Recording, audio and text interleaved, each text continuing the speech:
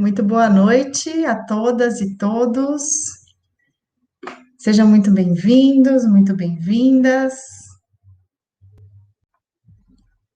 Meu nome é Helena Cardoso. Opa, já estão me respondendo aí. Boa noite, Anderson. Boa noite, Raíssa, Ana, Jade. Boa noite. Boa noite, Hugo, Fernando. Boa noite a todos.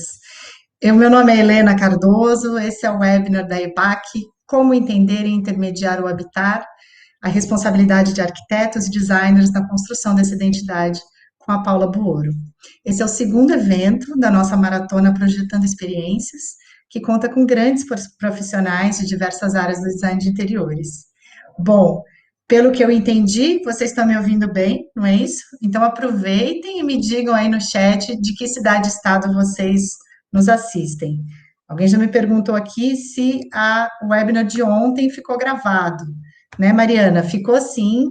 Ele está lá no nosso canal do YouTube. Vou colocar aqui para vocês agora no chat o link do nosso canal. Vocês podem se inscrever lá e não apenas assistir o de ontem, como essa conversa de hoje também estará lá daqui a pouquinho, depois que a gente encerrar. E tem muitas outras conversas anteriores sobre design de interiores, muita coisa interessante. Vocês podem acompanhar por lá. Olha, Gilmara de Vila Velha, Espírito Santo, Aracaju, João Pessoa, Piauí, que delícia, Uberlândia, Brasília, Rio de Janeiro, Porto, em Portugal, seja muito bem-vinda, Letícia de Belo Horizonte, Ana Paula de Salvador, Sobral, no Ceará, Foz do Iguaçu, olha, o Brasil inteiro aqui com a gente, Lisboa, outra pessoa de Porto, muito legal, Parauapebas, no Pará, Áustria, que maravilha, Chicago, olha, o mundo inteiro com a gente hoje, Paula, aqui, que maravilha, Rio Claro, Joinville, Paraguai, que lindo, gente, sejam muito bem-vindos mesmo. A qualquer momento, vocês podem mandar os seus comentários aqui no chat, perguntas para a Paula, sempre que for uma pergunta direcionada a ela, lembra de clicar no pontinho de interrogação, porque assim a gente consegue compartilhar a pergunta com todos aqui. Tá bom? A gente tem uma oferta exclusiva para quem está nos assistindo hoje. Já já eu falo um pouquinho mais para vocês, mas se você já ficou curioso ou curiosa, clica aí no botãozinho vermelho aqui em cima para descobrir o que é. Bom, para quem ainda não nos conhece, a EBAC é uma escola de arte e tecnologia baseada em São Paulo, que oferece cursos de iniciação, de especialização e bacharelado nos formatos presencial, online e híbrido. 90% dos trabalhos dos nossos alunos são feitos a partir de necessidades reais de empresas parceiras da EBAC e 100% dos nossos professores são profissionais de grande destaque no mercado.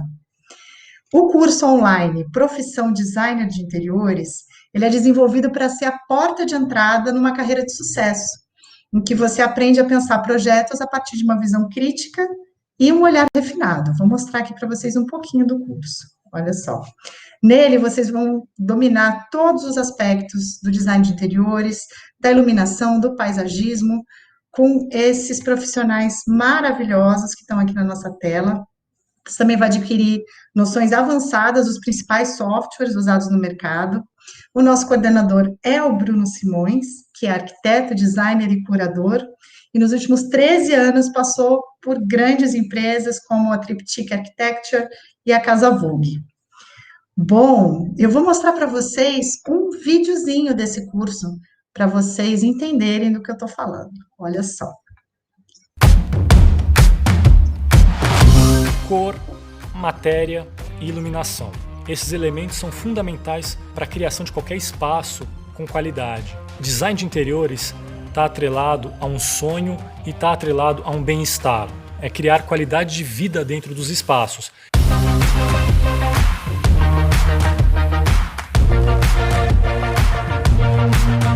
A intenção aqui é treinar vocês nos principais temas da cultura do design, como paisagismo, iluminação, cor, materialidades, as ferramentas de desenho, entender como construir um desenho no AutoCAD, como construir um modelo tridimensional no SketchUp, como produzir imagens de qualidade para divulgar o seu trabalho. A gente vai usar a tecnologia cada vez mais sofisticada a uma produção sustentável, a uma produção com valores ambientais e sociais.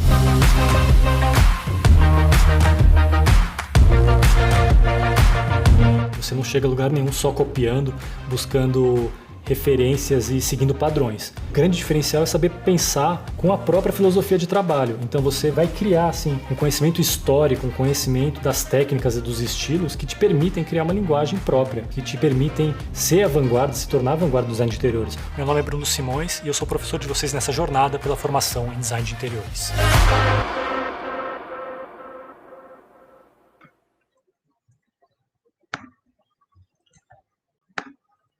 Bacana, né? Bom, já já eu conto um pouquinho mais do curso para vocês. Já estou vendo aqui que algumas pessoas já são nossos alunos, a Marina, o Fernando, a Suelen. Ó, a Natália perguntando, será a segunda turma que abre agora em fevereiro? Natália, não é necessariamente em turmas, você pode começar a qualquer momento. Então, se você está interessado em fazer o curso, clica aí e garante o curso pela metade do preço, que garanto que você não vai se arrepender. A gente também tem também outros cursos na área de design de interiores. Ontem eu mostrei um pouquinho aqui sobre o curso de design de iluminação. Temos o design de interiores de 5 meses, que é um pouco mais rápido. Temos o curso de decoração, que a gente vai mostrar amanhã. E a Natália perguntando também, ó, há quanto tempo o curso foi lançado? Ele foi lançado, esse curso ele é mais recente, ele foi recém-lançado, esse Profissão. O de 5 meses foi lançado em agosto. Não tenho essa informação ainda dos alunos que já concluíram, mas se você clicar aí e ficar em contato com a nossa equipe, eles podem te dar essa informação. Bom, gente, vamos ao que nos interessa. Estamos aqui hoje com a Paula Booro, que é arquiteta e urbanista, atua na Baixada Santista, atende projetos no Litoral Norte, São Paulo capital e outras regiões próximas. Muito boa noite, Paula, seja muito bem-vinda. Boa noite, todo mundo, e obrigada pelo convite de vocês, né? Imagina, a gente que agradece que você está aqui. Pessoal, eu tenho algumas perguntinhas aqui para a Paula, mas fiquem à vontade para mandar suas perguntas a qualquer momento aqui no chat, clicando no pontinho de interrogação, tá bom? Paula, começa contando para a gente um pouquinho da sua pesquisa sobre o habitar. Então, na verdade, assim, não começou tanto no intuito de uma pesquisa. Eu comecei a leitura, né? Eu escutei falar um pouco sobre o autor, que é o Juhani Pallasmaa, não sei se o pessoal aí conhece, se quer comentar um pouco. E ele é muito conhecido como o arquiteto dos sentidos, né? E aí, comecei a ler um pouco O Habitar, foi o primeiro livro, né, que eu comecei a ler. E eu achei bem legal, porque ele coloca a visão dele de uma forma, assim, mais filosófica da arquitetura e do design, né, das artes no geral também. E algumas coisas, assim, eu me identifiquei bastante com esse olhar dele, né. E aí, em cima disso, eu comecei a querer me aprofundar e estudar mais e trazer para o meu trabalho, né. E aí, de repente, aí compartilhando com vocês, a gente consiga pensar em novos formatos, né, que a gente pode estar contribuindo na montagem do nosso projeto, na vida do nosso cliente, enfim. Vamos falar um pouquinho primeiro da apresentação. Tá. Claro, ó, o Haroldo já comentou aqui que conhece e ama esse arquiteto. Legal. Bom, como essa identidade do habitat pode ser construída, então, na relação com cada cliente? Então, a gente tinha até começado a conversar um pouquinho antes, né? E assim, na verdade, nem ele, e eu acredito que aí nenhum profissional vai ter uma resposta pronta a respeito dessa construção. E na verdade, assim, eu acho que descobrir, né, a construção dessa identidade vai ser uma coisa assim muito particular, muito pessoal de cada profissional. E isso vai se dar com o tempo também, né? Hoje a gente tem essa mania de ser muito imediatista, né? A gente quer a resposta de tudo sempre muito rápido e muito fácil. Mas eu acho que construir uma identidade, lógico, alguns profissionais vão se destacando e a gente vai percebendo a linguagem de cada um e tudo mais. Mas eu acho que é aquilo que a gente já mais ou menos sempre conversa, assim, o principal é um diálogo, é o profissional, uma coisa que eu acho que é muito importante, é o profissional estar aberto e sem preconceitos, sabe? Trabalhar sem preconceitos. Eu acho que a gente tem que se abrir para entender as formas assim, a forma de viver de cada um, né? Os gostos de cada um, enfim. E aí tentar absorver, interpretar e fazer assim o que de melhor a gente conseguir fazer, né? Para ajudar o cliente, enfim. Que, como o Bruno falou, né, no curso, para levar qualidade de vida, para levar bem-estar. É isso. Sim, e isso a gente estava conversando um pouquinho antes de começarmos aqui com todos, o quanto todos nós percebemos a importância disso, né, durante o período de pandemia, não é mesmo, Paula? Exatamente. E na apresentação, até eu vou comentar, vocês vão ver, que assim, isso na verdade veio de uma outra leitura minha, né? Que eu gosto muito também de. O próprio Yuhani, ele fala que assim, o bom profissional, o bom arquiteto, o bom designer, tem que ser uma pessoa que precisa trabalhar o autoconhecimento, né? Assim, a gente precisa, antes de tudo, procurar se entender, procurar evoluir, e aí eu acho que isso vai ressoar no nosso trabalho de uma forma natural, né? Desculpa, o que você pergunta mesmo? Da pandemia. Então, relacionado à pandemia, por exemplo, que eu ia comentar, nesse slide, assim, que eu coloquei para vocês, o Osho, não sei se o pessoal aí gosta, se identifica, ele fala que a gente está vivendo um momento que o ser humano está buscando muito entender a sua identidade. É exatamente isso que a gente está falando. Porque antigamente, a gente vivia assim em comunidades em que todo mundo mais ou menos pensava igual ou era muito direcionado, né? Então, assim, era muito direcionado através de uma religião ou de um governo, ditadura e tal. Só que agora a gente tem um leque aí de possibilidades de escolhas, né? A gente pode realmente hoje, assim, não totalmente, mas eu acho que a gente está chegando perto disso.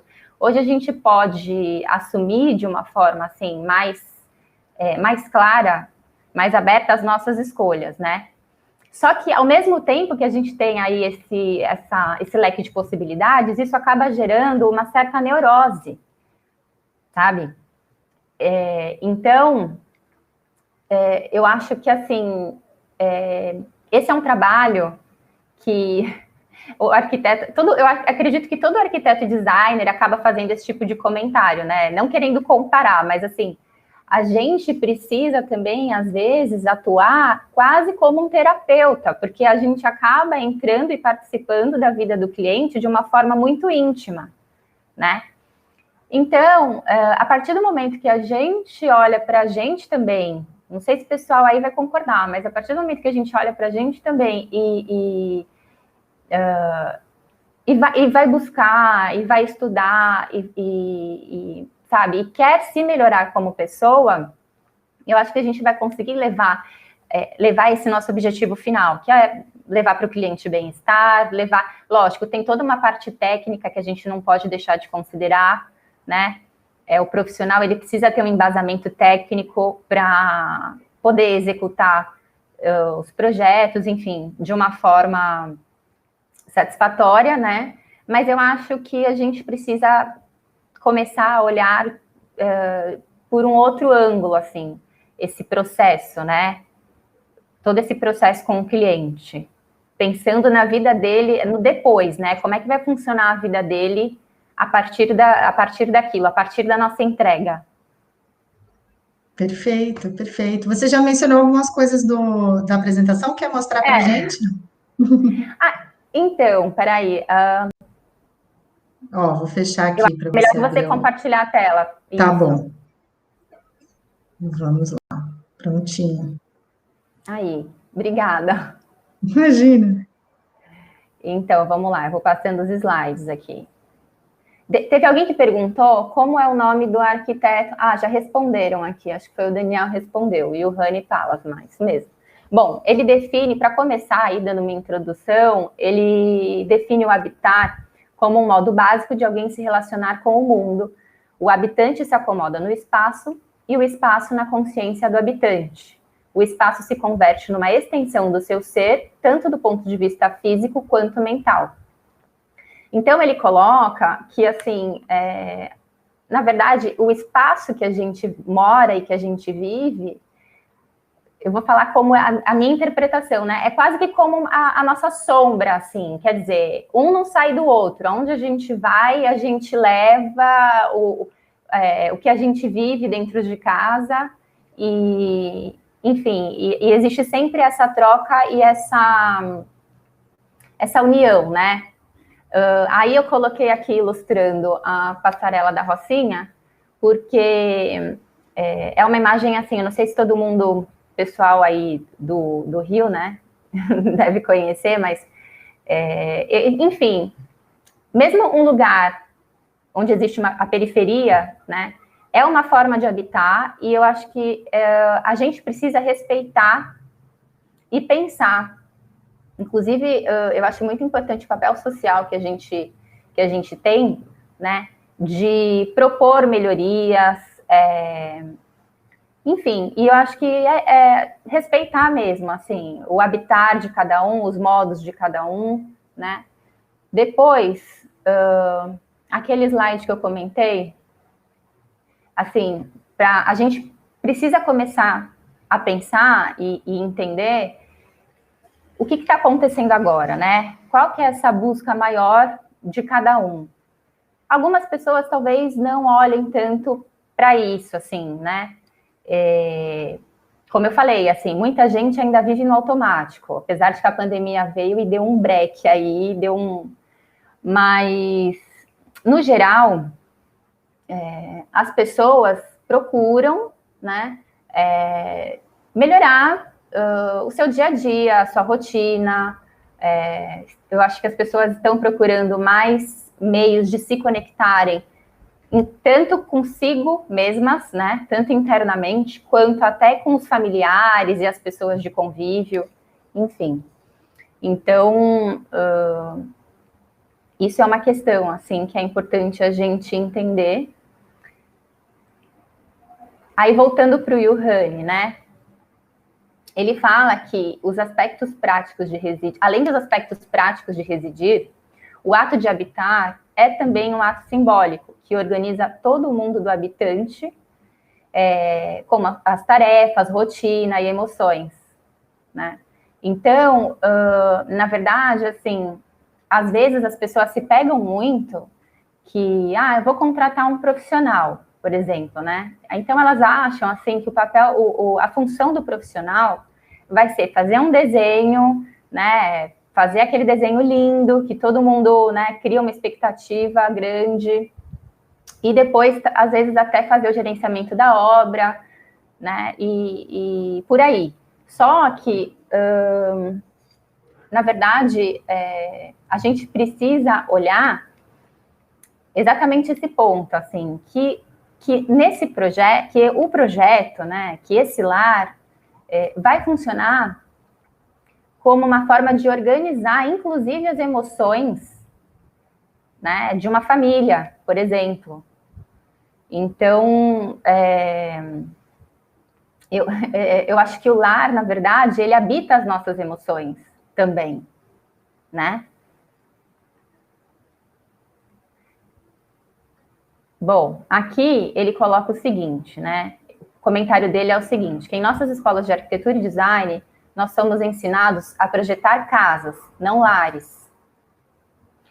Aí, depois, o que ele comenta é que o que interessa ao habitante é uma habitação capaz de lhe proporcionar um domicílio. Essa residência possui sua própria psique e alma, além das suas qualidades formais. Então, de novo, né? Então, quer dizer, quais seriam as qualidades formais? Todas as soluções, a parte funcional, a parte prática, né? Assim, que a gente vai executar, né? Então, a gente separar a área social da área íntima. Então, a gente pensa sempre em estruturar um projeto, né, de uma forma, assim, mais técnica mesmo. Mas existe esse aspecto que a gente precisa, que é relevante, que a gente precisa considerar. Que o lar, ele vai ser carregado de valores, de emoções, e ele fala até de uma forma, assim, um pouco poética, né? O lar, ele tem uma alma.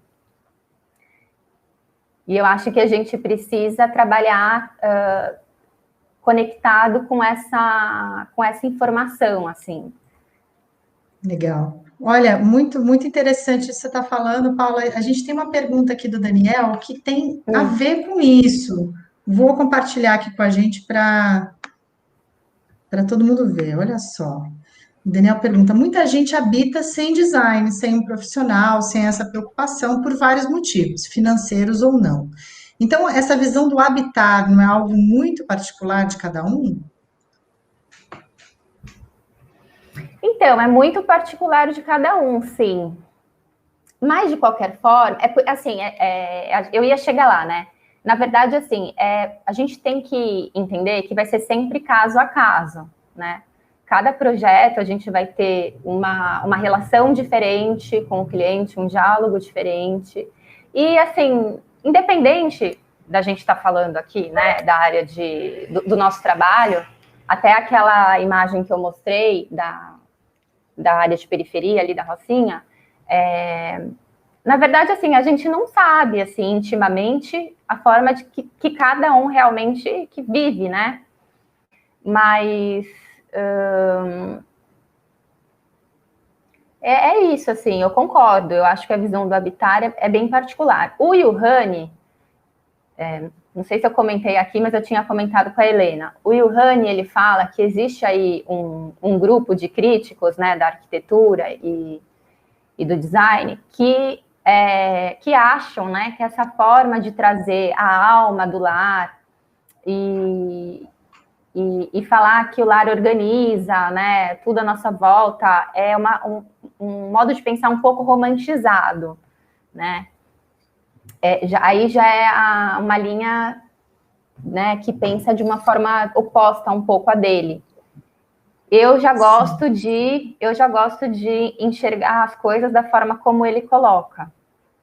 E aí, cada profissional vai como eu comentei, né, construir o seu processo, procurar entender o seu cliente, enfim. Inclusive, a Eva fez um comentário sobre isso. Ela falou: o grande X da questão é a empatia com o cliente e entender o que ele realmente precisa para viver bem. Exatamente. E até foi o que eu comentei, né? Às vezes a gente tem que tentar ser um pouquinho ali, estreitar ali a relação, às vezes o próprio cliente às vezes não percebe, mas ele acaba até assim usando, entre aspas, né, a gente como o terapeuta mesmo, né? Porque a gente, inclusive, acaba entrando numa situação de tentar gerenciar ali alguns conflitos, às vezes, né? Porque aí a mulher, o marido, tem os filhos. Então, assim, é um trabalho realmente até um pouco delicado, né? Mas, enfim, como eu falei, a nossa experiência também vai... Desculpa, Helena. Não, imagina. Continua. Com o dia a dia também, né? A nossa experiência vai trazendo, acho que mais segurança e mais a experiência mesmo, né? Vai ajudando, assim, a gente desvendar como o que cada um espera, enfim. Ótimo. A Luara fez uma pergunta aqui que tem a ver com isso. Olha, por o habitar ser muito particular de cada um, você vê a importância em colocar o cliente no processo criativo de construção do projeto? Vejo muita importância. Vejo muita importância. É assim, né? A gente sabe que é muito importante um bom briefing, né, inicial, mas eu acho que assim, à medida que a gente vai fazendo as reuniões com o cliente, muita coisa, se a gente ficar bem atento, sabe, muita coisa acaba aparecendo nas entrelinhas, né? A gente vai conseguindo aí pescar algumas coisas, vai interpretando, absorvendo, e eu acho que é importante sempre o cliente participar do processo criativo, e assim, isso que ele fala sobre o habitar, por exemplo, né, vou dar um exemplo assim, meu, lógico que a gente não precisa colocar isso no briefing, né? Mas como eu falei, procurar ficar atento. De repente, você tentar descobrir alguma coisa que o cliente gosta muito de fazer, que às vezes nem ele parou para prestar atenção que ele faz aquilo e que aquilo dá, que ele sente um prazer, né? Que aquilo traz uma coisa legal. Enfim, então, alguém que gosta de ficar escutando um som, enfim, no quarto, por exemplo, né? A gente às vezes vai muito condicionado em fazer um projeto de um quarto que precisa ter ali uma cama gostosa, no máximo ali uma mesa de cabeceira para uma leitura, com uma iluminação ali baixinha, e enfim, mas e se a pessoa gosta de escutar som antes de dormir ali, colocar um toca-disco, enfim, né? Tô aqui dando exemplo. Então, a gente tem que procurar realmente extrair o máximo de informações, assim, mas às vezes também respeitar, às vezes não, sempre, né? Mas assim, respeitar também o limite da pessoa, porque tem gente que não solta tudo assim muito de cara, né? Então a gente tem que ir sentindo. Olha, eu acho até que você já respondeu aqui a pergunta da Aline, que ela falou: sou designer gráfico e criação e faço curso de design de interior. É como fizéssemos um briefing inicial com o cliente para conhecer as ideias dele, entrar no mundo dele, como é na arte da criação. Acho que é um pouco isso, né, que você está contando para a gente. Exatamente, perfeito, entrar no mundo dele, né? Mas assim, é uma tentativa, porque assim, não existe um método tão assertivo, né?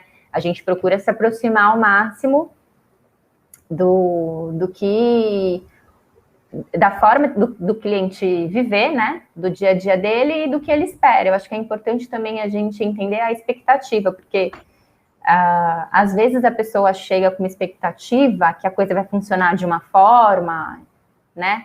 Mas eu acho que também é uma responsabilidade nossa e quando necessário, trazendo o cliente aí, colocando o pé no chão, entendeu? Porque varia muito, né? Mas também faz parte, né? Também faz parte isso, assim, trazer o cliente da realidade. Sim, com certeza. Quer voltar um pouquinho lá na sua apresentação? Pode ser. Vamos lá. Legal. Bom, então ele fala assim, bom, ele é arquiteto, né? Então ele comenta muito da visão dele de arquiteto, mas assim, serve para todas as áreas, como eu falei, né? De design e artes e tal. O arquiteto compõe uma casa como um sistema de hierarquias espaciais e dinâmicas de estrutura, luz, cor e assim por diante. Então ele fala aqui que a preocupação inicial é muito em cima da parte funcional e técnica. Mas depois ele fala, enquanto um lar se estrutura ao redor de poucos centros que consistem em funções e objetos domésticos distintos. Então, vamos supor, ele coloca aqui que o lar acontece com funções distintas, né? Então, a gente tem que pensar, como eu estava falando, né? Então, assim, quem dentro desse lar vai gostar e de que forma vai gostar de preparar uma refeição, vai escutar, como eu falei, ou vai tocar um instrumento, eu falei, né, de música, ou vai tocar um instrumento. Enfim, tem essas particularidades e peculiaridades, né, que acontecem, assim, que são muito... pertencem muito, assim, à individualidade de cada um, e a gente tem que procurar se atentar ao máximo a isso, né? Então, aí aqui fica uma questão que aí eu coloco, tá? E aí é isso que a gente também já está conversando, e o pessoal aí também, se quiser comentar, fica à vontade, mas de que forma colocar o nosso conhecimento técnico a favor de um projeto que se conecte genuinamente com o morador e que lhe ajude a compor a alma desse lar, né? Ele fala, o lar é uma expressão da personalidade do morador e de seus padrões de vida únicos. Então, é aquilo assim, né? O cliente, ele sempre vem, como eu falei, ele sempre vem aí com uma expectativa muito grande de um processo que às vezes está lá na cabeça dele e, de repente, ele nunca contratou um profissional e ele quer que o apartamento dele ou a casa dele fique que nem a foto da revista, né? Mas, às vezes, ele mesmo não sabe, não parou para analisar que a vida dele pode ser muito melhor do que aquele projeto de revista que ele tanto quer. Eu acho que a gente tem que contribuir com as soluções, que facilitem, que embelezem, né? Soluções até, de repente, tecnologia também, que está aí super ajudando a gente em várias questões, mas eu acho que o nosso papel não é só esse, né? De entregar aquele projeto de revista. Porque aí Sim. Todo mundo acaba... Porque aí os profissionais, eu acho que assim, acabam caindo naquele lugar um pouco comum, né? Tem um grupo que procura um estilo, outro grupo procura outro estilo. Eu gosto de trabalhar um estilo contemporâneo. Eu gosto de trabalhar um estilo mais clássico. E a gente não tem que se prender aos estilos, digamos, sabe? Eu acho que a primeira coisa é aquilo que eu falei. A gente precisa estar aberto, a gente precisa desconstruir padrões, né? E procurar fazer as coisas realmente de uma forma autêntica, de uma forma única, né? Única para cada situação, para cada cliente. Perfeito. A gente, inclusive, tem um comentário aqui sobre isso, Paulo. Olha só. O Paulo diz: o que vemos hoje é uma grande padronização dos projetos, que se resumem basicamente em marcenaria em tons de cinza, fende e bege. Não acha que está faltando mais casa com cara de casa? É isso mesmo, acho.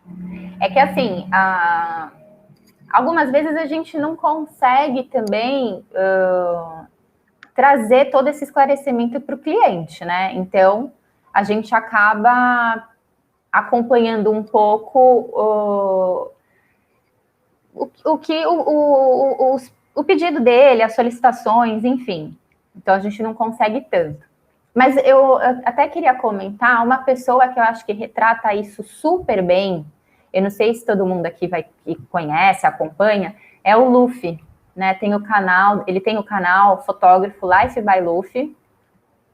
E eu acho que ele retrata super bem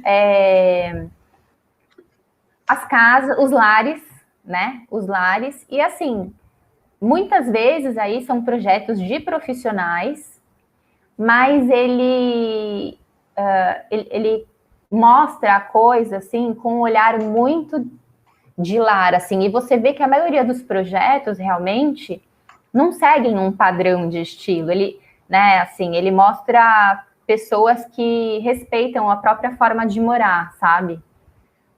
E assim, e se orgulham muito disso. Eu mesma tenho uma cliente que acabou de fechar agora, E ela, a única condição, eu perguntei, né, fiz o briefing e tal, perguntei algumas coisas para ela, e ela me mostrou umas 2 referências só do que ela gosta, né?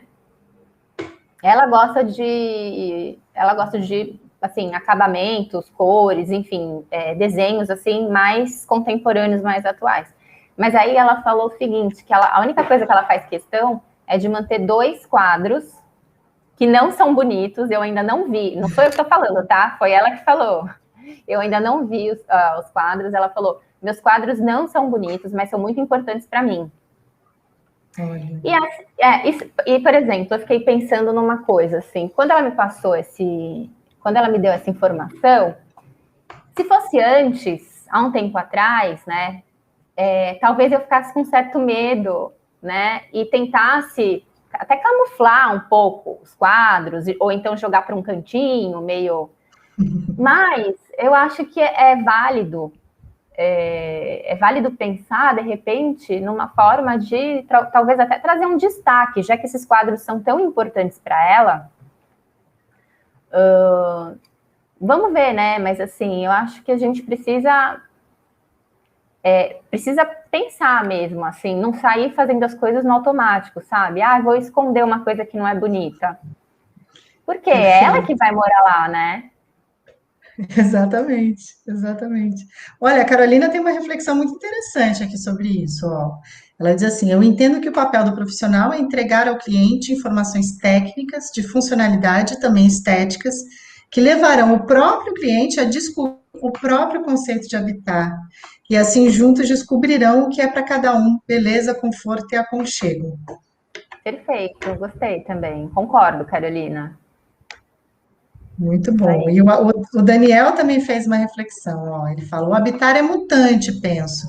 Hoje, com a pandemia, os lares passaram a valorizar espaços inteligentes, compartilhados, home office, quintal, sapateira na porta, enfim. Mais do que a alma do lar, precisamos entender a função do lar, não? Então, na verdade, assim, eu acho que precisa caminhar junto, né? É como eu falei, o profissional vai levar o conhecimento técnico, propondo funcionalidade, propondo soluções que facilitem, né? A gente falou agora há pouco, mas se for uma coisa assim muito racional também, né? Precisa disso, precisa daquilo, e vai funcionar assim e tal. Tem que ser, mas eu acho que não só. Eu acho que isso tem que vir acompanhado de outras questões, né? De repente, de um tempero aí diferente, sabe? Mas isso assim, é uma proposta, ninguém é obrigado a seguir, né? Isso é uma proposta e, enfim, e aí cada um vai descobrindo aí no seu próprio caminhar, né? Como profissional, enfim. Perfeito, muito bom. Ó, o Haroldo tem uma pergunta para você. Eu gostaria que eu comentasse mais sobre o aspecto simbólico do habitat e como isso pode ser aplicado no projeto. Seria uma consideração das zonas de uso, da função, no que pode ser aplicada essa reflexão? Olha, então, assim, eu acho que o aspecto simbólico, na verdade, a gente entender assim o que esse espaço representa ou vai representar para essa pessoa ou para essa família, né? Então é como eu falei, assim, será que o objetivo principal é realmente o projeto da revista, né? Ou o espaço ele pode conferir de repente, valores, emoções, momentos, sabe? Outros aspectos que somem, né, a parte funcional. Então, por isso também que hoje muito se fala na questão da decoração afetiva, no design biofílico, porque se você for, né, se a gente for analisar, assim, a decoração afetiva e o design biofílico não é a principal preocupação olhar para a função né, olhar para a função, enfim, de cada item ou de cada espaço, mas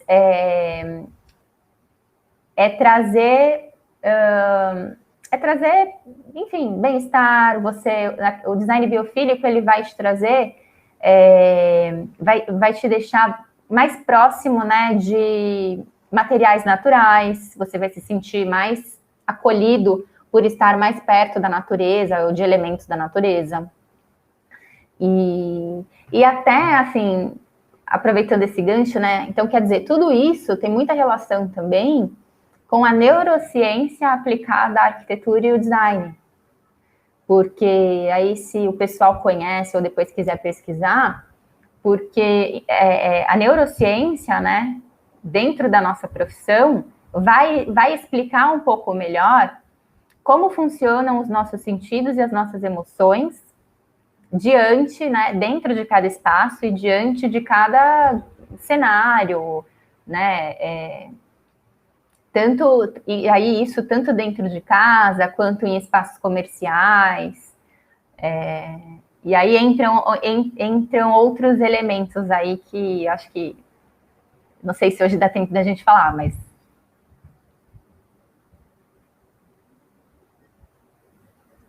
Olha, a Inayara tem uma perguntinha aqui também, ó, que tem a ver com isso que você está colocando. Vamos lá. Na sua opinião, qual é o papel da arquitetura, sobretudo da arquitetura sensorial, na conexão entre espaços físico, real e usuário, uma vez que atualmente temos uma vivência digital tão crescente?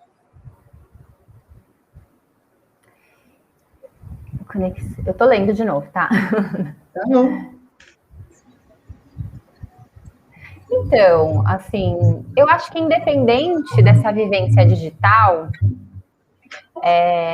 talvez eu acho que seja esse também o nosso papel, resgatar, né? Eu acho que é importante, como eu falei, toda essa parte tecnológica, a gente trouxe aí uma série de benefícios para a gente agora, para a gente poder estar aí conversando, a gente está usando, né, esse formato novo, que são as plataformas e tudo.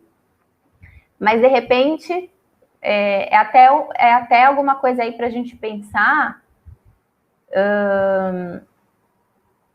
para oferecer no nosso projeto, oferecer para o nosso cliente, né, outras possibilidades, distanciar a pessoa um pouco realmente dessa vivência digital, que é aquilo que eu estava falando, né? Quer dizer, se a pessoa dentro da casa dela, se ela tiver assim um espaço pensado para ela ter um momento de relax, ou um momento ali de alguma coisa que ela curta realmente fazer, né, que dê prazer.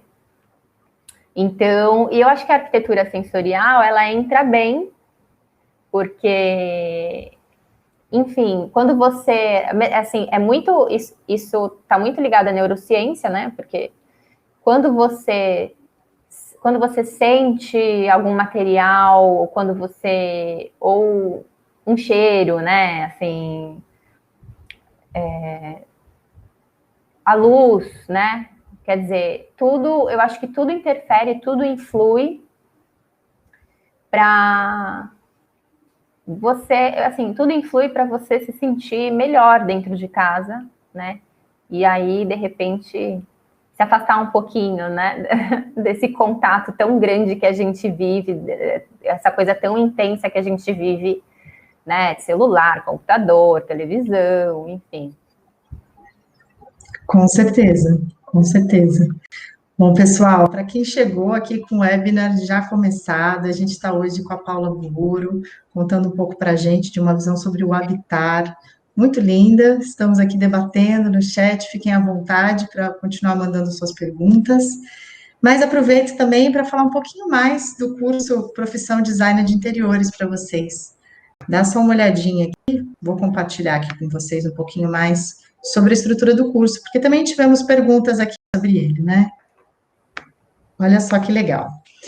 Nas aulas online desse curso, você vai aprender a criar ambientes elegantes, entendendo os desejos dos seus clientes, como a Paula estava dizendo, para desenvolver um conceito personalizado, bonito e funcional. As suas ideias vão ser demonstradas utilizando maquetes e recursos do software como meios de exemplificar os conceitos do projeto antes da sua execução. Você vai aprender a reconhecer os diferentes tipos de design e as tendências de mercado, avaliando o que você gosta, o que o cliente deseja e trabalhando em diferentes formatos para ir criando o seu próprio estilo. Você desenvolve também um olhar crítico sobre a composição de luz nos ambientes, para proporcionar harmonização de cores e conforto aos projetos, aplicando elementos de luz natural e artificial. Você vai ter também um panorama sobre os diversos estilos paisagísticos e vai conhecer mais sobre as espécies e composições com plantas. Você vai aprender a usar as várias ferramentas do AutoCAD em tarefas baseadas em casos reais que a gente oferece ao longo do curso. Também vai aprender a usar o SketchUp, o V-Ray e o Photoshop, importantes ferramentas do mercado para produzir apresentações com acabamento profissional de altíssima qualidade. Assim você vai conquistar os seus clientes com seus projetos super profissionais. Então, gente, não fica passando vontade, clica agora aí no nosso botãozinho vermelho, aproveita que esse curso está só para vocês que estão aqui conosco hoje, pela metade do preço. Você pode clicar à vontade, não precisa ter medo, o clique não te inscreve automaticamente no curso, ele simplesmente vai garantir o seu 50% de desconto e vai te possibilitar ficar em contato com a nossa equipe, para que você possa ir tirando as suas dúvidas, conhecendo também os outros cursos, para você tomar a escolha certa para a sua carreira. Só que se você não clicar agora no botão, você vai perder essa oportunidade, porque o botão vai ser desativado em alguns minutos. Ok? Bom, Paula, voltando aqui, você estava falando agora há pouco sobre neurociência, a gente teve algumas pessoas aqui perguntando se você tem algum livro para indicar de neurociência. Olha, então, tem um livro que, na verdade, eu estou querendo ler, mas eu ainda não comprei, mas é A Estranha Ordem das Coisas, do Antônio Damasio, e eu acho que vale a pena a leitura, é o meu próximo da lista. Legal, no Damasio, tudo dele é muito maravilhoso. Bom, conta pra gente, então, você tem algum projeto que você possa mostrar para a gente entender um pouco desses conceitos aplicados na prática? Tem, acho que nos últimos slides da apresentação eu coloquei 2 exemplos. Vamos lá, então. Vou abrir aqui a sua apresentação novamente. Vamos lá. Vamos lá. Você quer pular direto lá para os projetos? Vamos lá. Mostra para a gente um pouquinho. Deu para ver?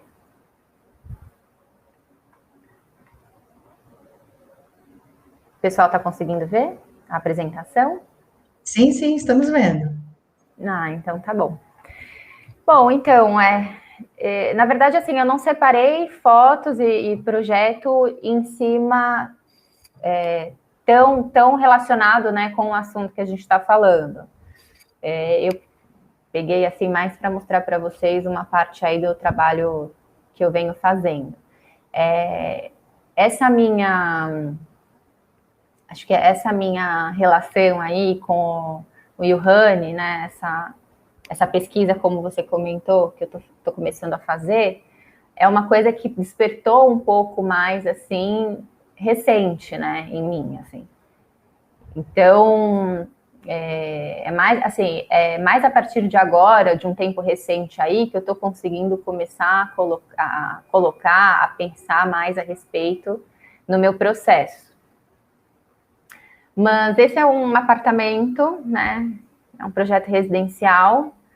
Eu tenho até outras fotos, mas eu não queria estender muito falando do meu trabalho. Eu pensei mais assim em conversar com vocês sobre o tema aí que a gente está falando. E aqui também é um outro projeto, que foi uma reforma bem grande de uma cobertura duplex. E aí a gente caiu, eu estava vendo ali alguém comentando sobre a questão do orçamento, né, com o cliente, enfim. Muitas vezes a gente planeja tudo para acontecer dentro de um orçamento mais ou menos estimado que o cliente consegue passar, né? Mas às vezes, como a gente não administra a vida financeira, né, de cada um, então algumas vezes o cliente dá uma barrada, né?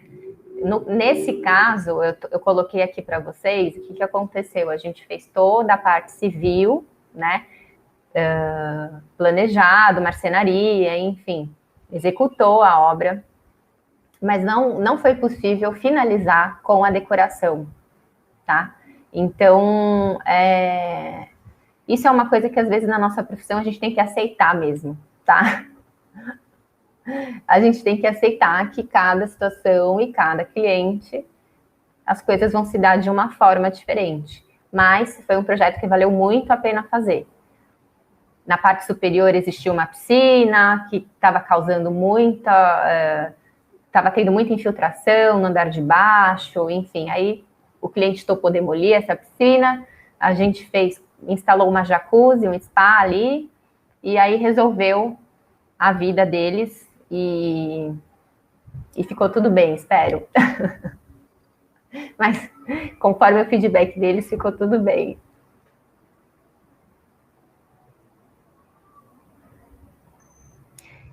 E aí, em relação ao projeto meu, assim, eu escolhi esses, mas se o pessoal quiser conhecer uma parte, também tem o Insta, tem o site. Então, olha, temos algumas perguntas aqui do pessoal. Vou compartilhar com você. Vamos lá. Só um minutinho.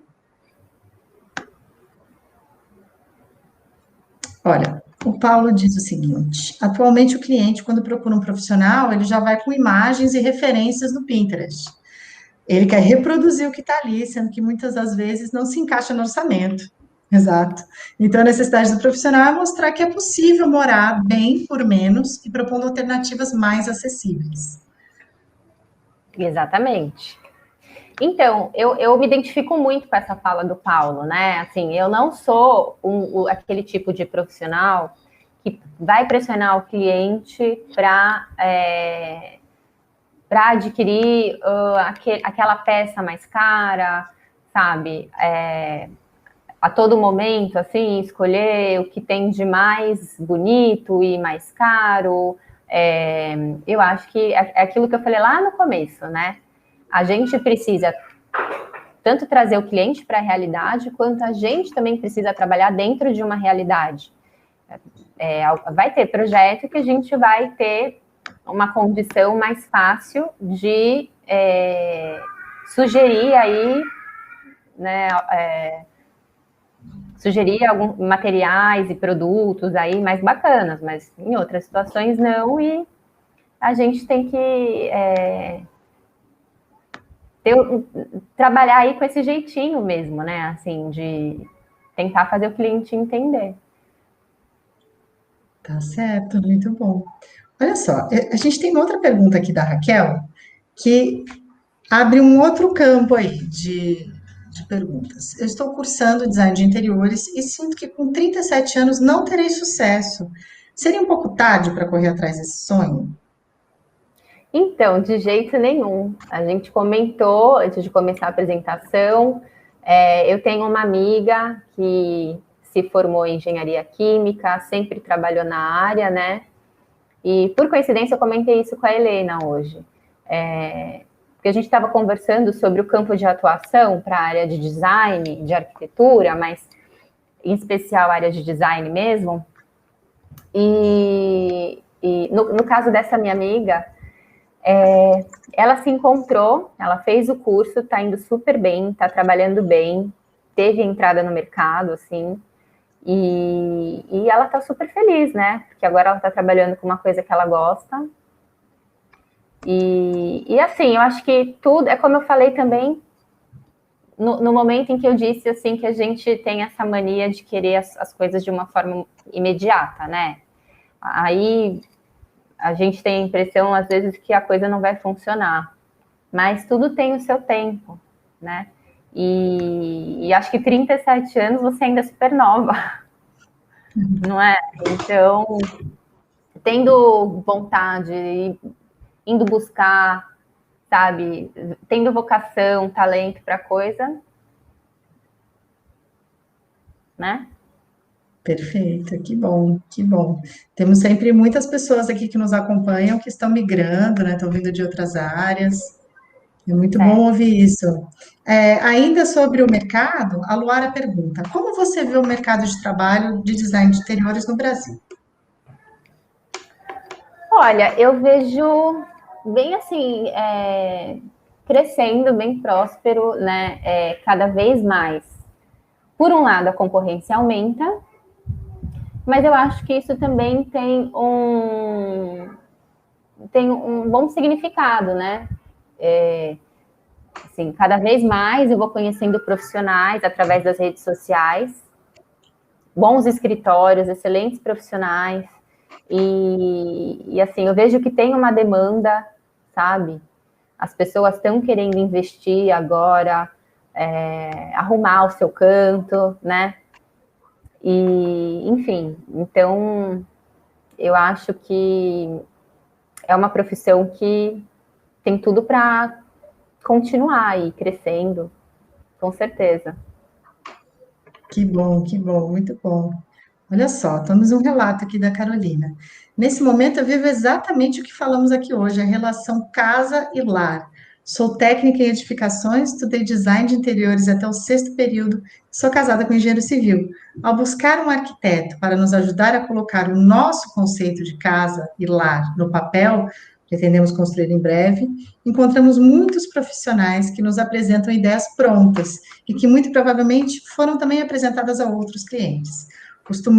Custamos a encontrar alguém que nos ouviu e que atendeu que entendeu que essa construção e projeção de ideias deveria ser a 6 mãos, ou melhor, a 8 mãos, pois até a nossa filha de 9 anos foi ouvida. Olha que Olha que maravilha. legal. Então, você vê, uma pessoa da nossa área mesmo, né? Assim, vivenciou isso, né? Quer dizer, ela foi atendida por profissionais de uma forma que não rolou, né?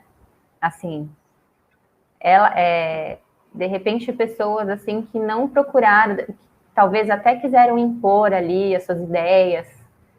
E eu acho que não é uma forma bacana da gente trabalhar, né? Sim, muito bom.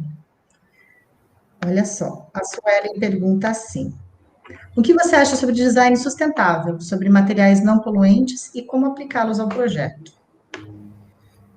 Olha,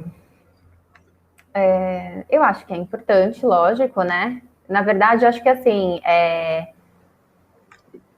tudo que tiver relacionado ao nosso consumo, né, no dia a dia, que a gente consiga respeitar, né, o meio ambiente e pensar realmente na sustentabilidade, eu acho válido, eu acho importante. Agora, como aplicar? Assim, eu acho que eu, pelo menos, não tenho tido muitos clientes com uma preocupação assim tão grande em cima disso. Mas eu acho que quando a gente tem a oportunidade, vale a pena apresentar para o cliente a proposta de um produto que tenha uma certificação, né? E procurar aplicar isso, né? Até porque hoje a gente tem tanta solução assim de produto ou de material bonito, né? Bacana, né? Inclusive, aí entra a tecnologia de novo, né? A tecnologia muitas vezes ajuda a produzir, né? Algumas coisas aí que entram, né, dentro dessa questão da sustentabilidade. Eu acho legal e quando for possível, eu acho válido. Legal. Inclusive, tem uma outra pergunta relacionada a isso. Ó, o Daniel diz: todo mundo almeja uma decoração nova com tudo novo, mas o reuso, o compartilhado, a reciclagem estão em alta. Vi de muitos dos ambientes do livro do Luffy Gomes. Qual o papel do designer de interiores para reforçar esse movimento? Inclusive, você falou que as pessoas não vêm com esse perfil, né? Mas como, de repente, o designer pode mostrar essas possibilidades para o cliente? Olha, como mostrar? Eu acho que, assim, primeiro a gente tem que procurar conhecer, né? Procurar conhecer aquilo que a gente estava falando, né? Como que essa pessoa já vive e ver, de repente, se ela dá importância para algum item ou outro, como essa que comentou dos quadros, enfim. Nas primeiras reuniões aí, a gente tentar extrair esse tipo de informação. Mas eu acho que eu sempre defendo a bandeira de não seguir padrão nenhum, sabe? Então, é que, assim, é aquilo que a gente falou, é um pouco delicado, porque o cliente, ele já vem com uma ideia meio pronta de como que o processo vai funcionar, né? Mas é tudo, acho que é conversando, mostrando, a gente pode apresentar soluções aí, né, exemplos e explicar, esclarecer para o cliente que a gente pode valorizar peças antigas, a gente pode, né, a gente pode dar uso de novo para algumas coisas, às vezes, que até estão abandonadas, né, assim, estão sem valor, a gente pode resgatar, e eu gosto disso.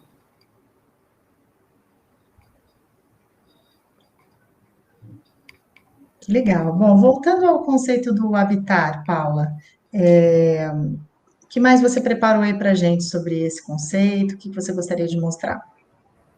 Então, acho que a gente está finalizando. Vamos voltar lá em cima. Eu tinha levantado essa pergunta, né? A gente já conversou um pouquinho. Aí aqui ele fala da funcionalização e a estetização. Sempre, isso a gente escuta muito, né? Eu não sei, assim, no curso de design, mas na faculdade de arquitetura a gente escuta muito função estética. Mas seriam estes processos únicos e suficientes para conferir qualidade e autenticidade ao lugar? O que mais pode e deve entrar nesse processo, né? Sem resposta pronta, é aquilo. Cada um vai desenvolver, vai pensar numa metodologia,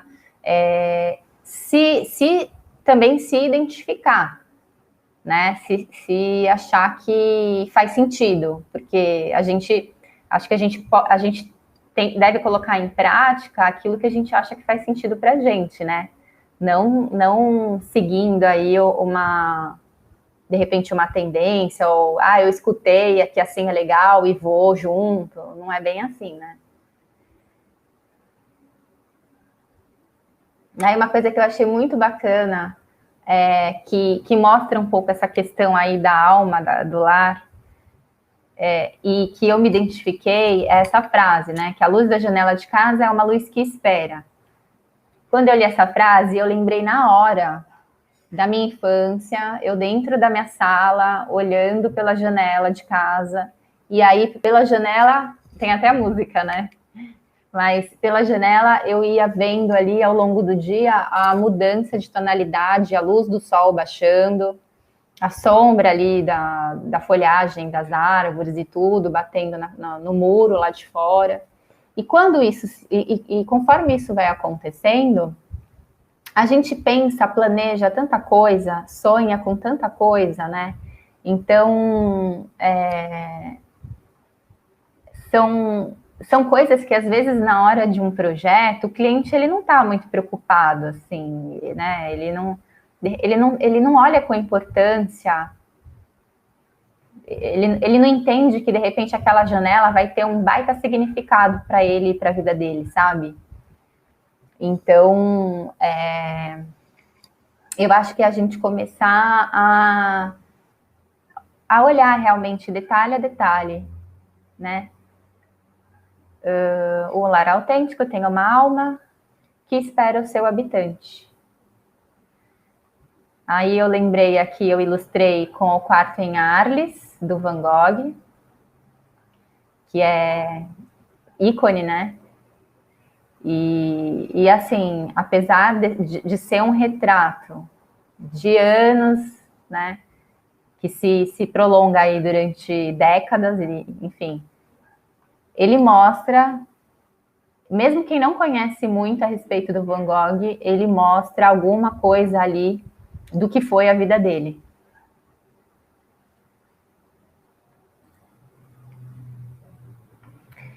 Bom, aí aqui mais um conceito que ele coloca, né, sobre o espaço existencial. Para distinguirmos o espaço vivido do espaço físico e geométrico, podemos chamá-lo de espaço existencial. Ele se estrutura com base nos valores nele refletidos pelo indivíduo ou grupo, consciente ou inconscientemente. É uma experiência única interpretada pela memória e pelos conteúdos empíricos do indivíduo. Então, assim, esse espaço existencial é tudo aquilo que vai acontecer, né, dentro do lar, e que muitas vezes a gente não enxerga, a gente não racionaliza, né? São valores, emoções emoções às vezes implícitas ali, coisas que se dão de forma inconsciente e que são importantes a gente procurar se atentar.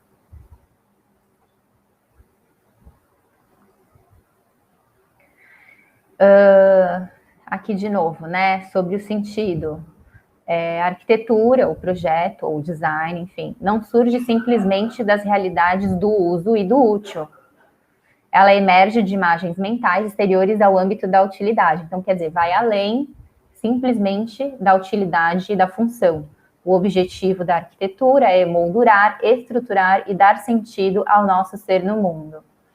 E aqui também, eu acho que ele já extrapola um pouco a questão da residência e coloca a arquitetura de uma forma, assim, até da construção das cidades, do símbolo da arquitetura, enfim, como os monumentos, museus, edificações, né? Tudo isso até que faz parte da história da humanidade, que vai se... Olha só. Aqui, assim, mudando um pouco, né, saindo um pouco da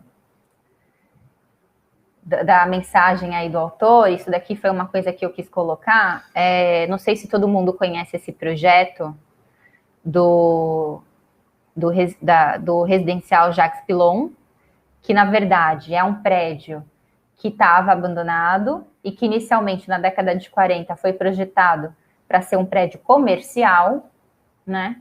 E que depois do retrofit, né, que ele sofreu, enfim, hoje ele funciona como um prédio residencial. Então, assim, olha que importante o trabalho, né, do designer e do arquiteto, porque existiu uma reformulação, inclusive de uso, não só visual, né, não só a parte estética, mas de uso mesmo. Hoje ele tem, assim, internamente, ele tem uma cara muito legal.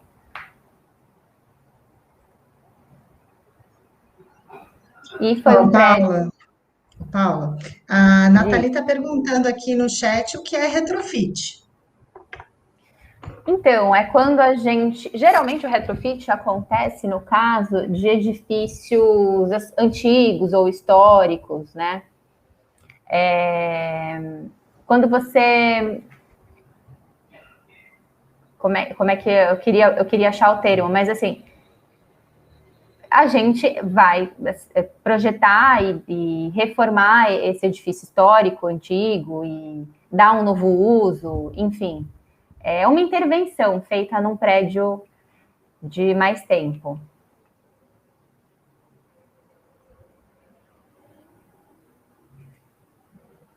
Bom, aí aqui eu quis mostrar para a gente, só para a gente levantar que existe esse papel também, né?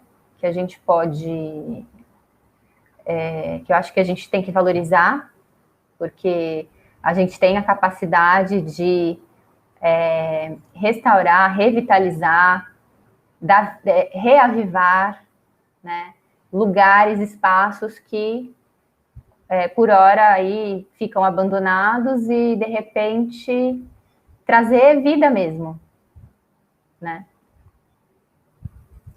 Aí depois, eu não sei, aqui, parece aqui assim, que aqui já tem um pessoal que já atua, né, assim, na profissão, mas para de repente quem estiver iniciando, todo mundo provavelmente conhece essa ferramenta que é o Pinterest. Eu só coloquei aqui o exemplo de uma pasta que eu acho muito importante a gente usar, como a gente disse, né, todas as ferramentas de tecnologia a favor até do nosso trabalho. E eu sei que é muito chato quando o cliente traz as imagens, as referências de Pinterest, que, né, já vem com aquela coisa meio...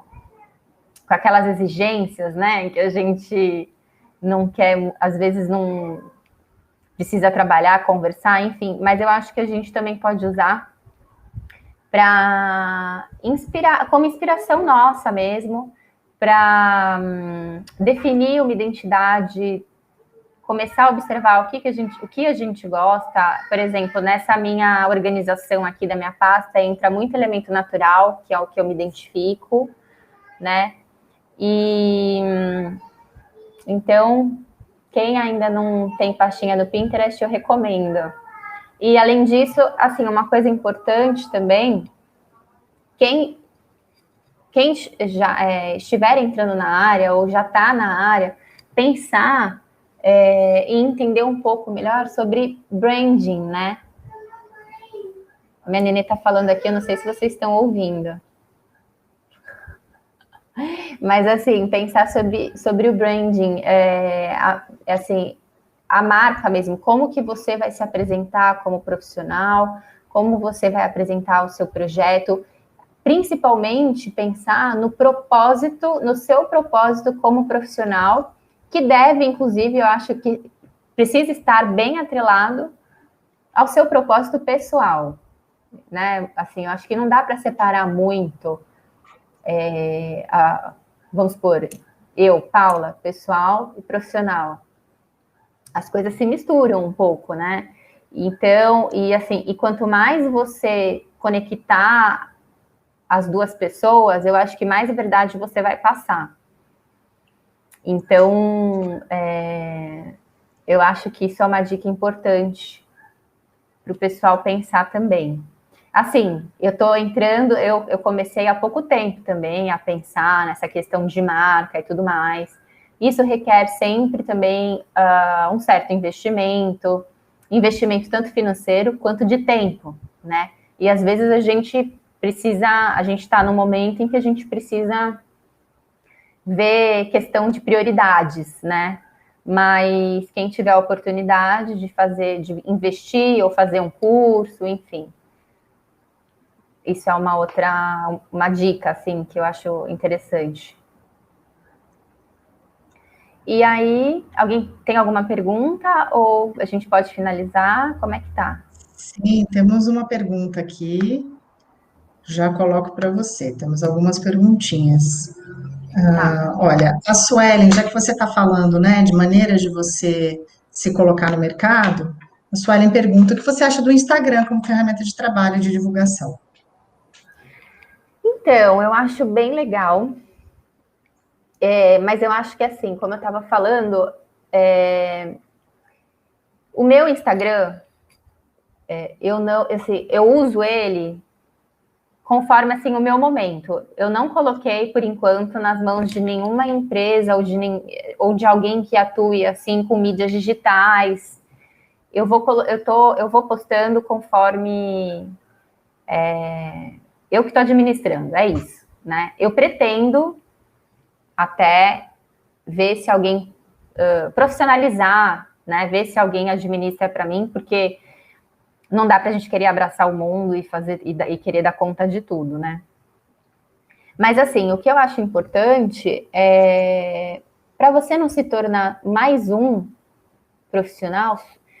Eu acho que é importante você não usar o Instagram, as mídias digitais, só para postar foto de projeto ou, enfim, só usar como portfólio.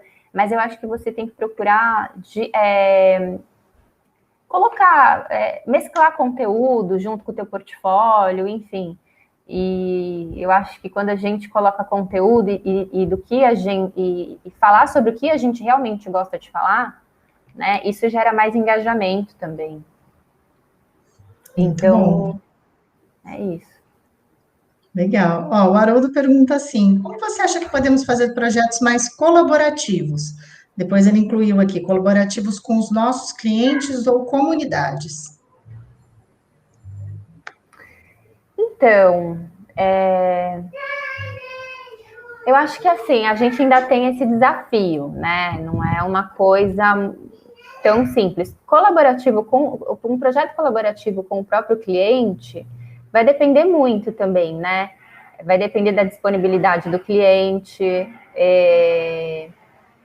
se ele realmente vai agregar, assim, vai poder ajudar bastante, ao invés de conturbar um pouco a situação, mas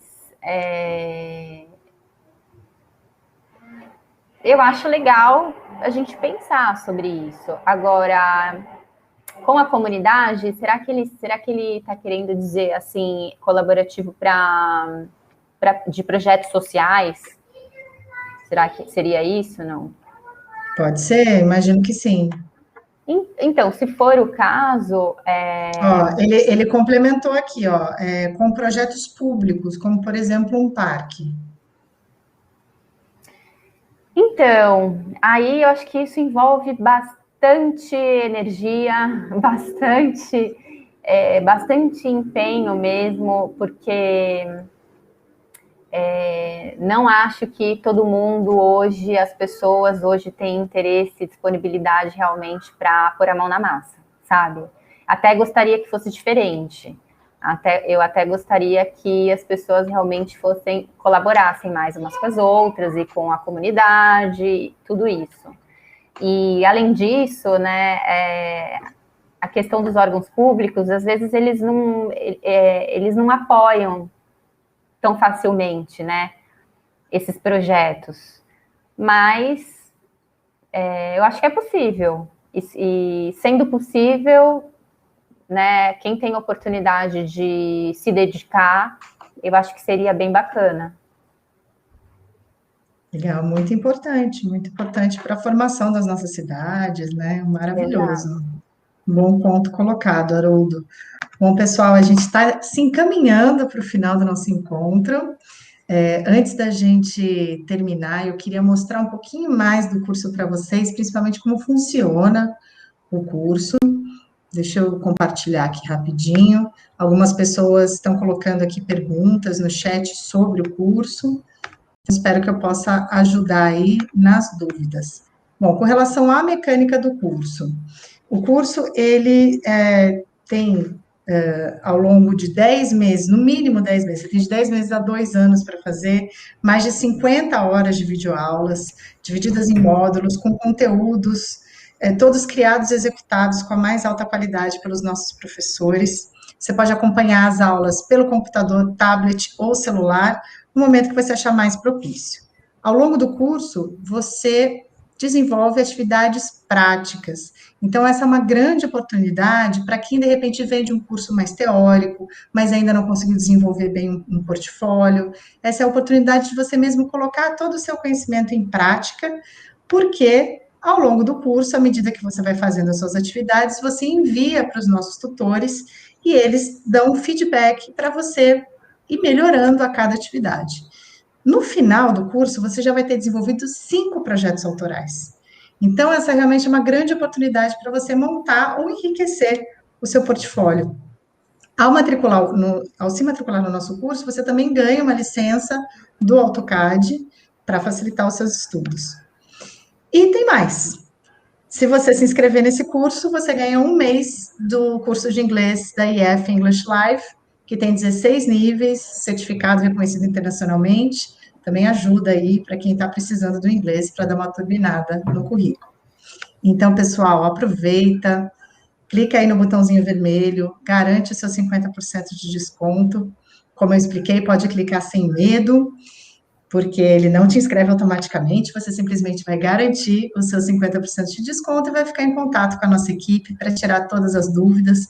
Eu coloquei agora há pouco no chat o link do curso para vocês verem melhor a estrutura dele, mas também deixo aqui os contatos da nossa equipe, caso vocês queiram ligar, mandar e-mail, fiquem à vontade, a gente vai tirando aí todas as dúvidas de vocês. E aproveito também para lembrá-los que estamos no meio de uma maratona de design de interiores. Amanhã a gente vai ter aqui a Mirelle Kelser. A Mirelle é arquiteta, pesquisadora, professora, e ela desenvolveu o nosso curso de decoração de interiores. Então, já tem até aí uma perguntinha, qual é a diferença entre design de interiores e decoração de interiores?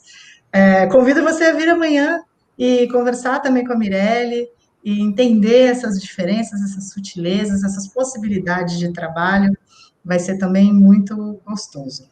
Bom, para a gente finalizar, Paula, acho que eu vou escolher aqui uma última perguntinha do pessoal, porque temos muitas ainda, infelizmente não pudemos ler todas, mas acho que passamos por todos os tópicos. Vamos lá. A Inayara pergunta assim: em um projeto, como a gente pode alcançar um equilíbrio entre a identidade estética e técnica do profissional com a personalidade e os desejos do cliente? Na verdade, assim, eu acho que o mais importante é a gente ter a intenção, né? Então, partindo do princípio que a gente tem a intenção de chegar nesse equilíbrio, provavelmente a gente vai chegar muito perto disso, né? Agora, uma receita, um método pronto, na verdade, não existe. É caso a caso, é você... O que você tiver de repertório, eu acho que é importante você ter sempre um repertório bem eclético e bem vasto, né? Conhecer o trabalho de profissionais com seus diversos estilos, e você não se prender a uma única forma de projetar, a uma única forma de atender. Vai ter clientes que você vai atender de uma forma mais próxima, mais descontraída, vai ter cliente que você vai atender de uma forma bem mais formal e mais distanciada.